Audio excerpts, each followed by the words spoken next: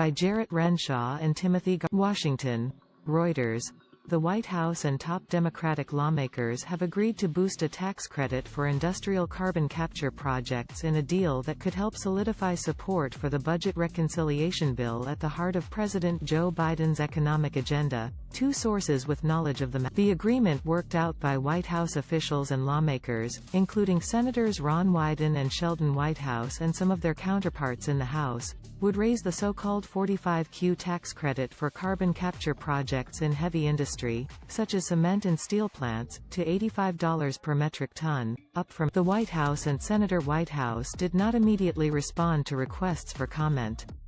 A spokesperson for Wyden said conversations are ongoing. The incentives, if passed, could help Biden with his climate goals by getting more industrial plants to invest in heavy equipment that siphons off carbon dioxide, CO2, emissions for permanent storage underground, preventing the gas from reaching the deal would also waive capture rate requirements that say that plants must sock away a high percentage of carbon to be eligible. That could allow more plants to begin to get some credit for investing in initial carbon credit units. Still, some environmentalists say the technique may never enter wide commercial use as it is expensive to build, certify, and operate. Many projects, such as Petra Nova in Texas, have stopped operations in recent years. U.S. Representative Cheri Bustos, a Democrat who has sponsored carbon capture legislation, said the deal was welcome news.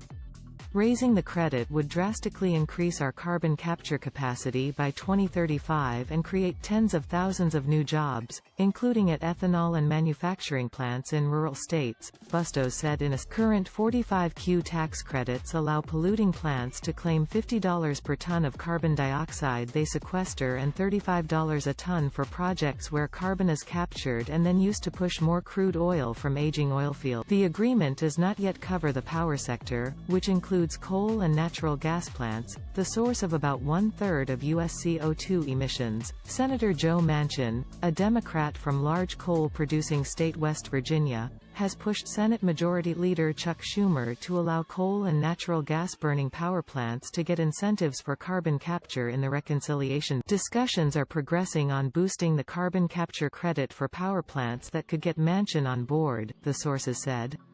Manchin's vote is key for passage of the reconciliation bill in the Senate, which is divided 50-50.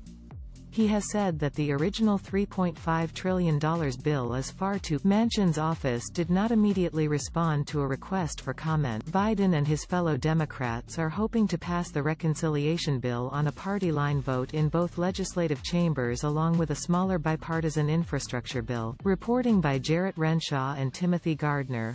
Editing by Chizu Nomiyama, Mark Porter and Margarita Choi.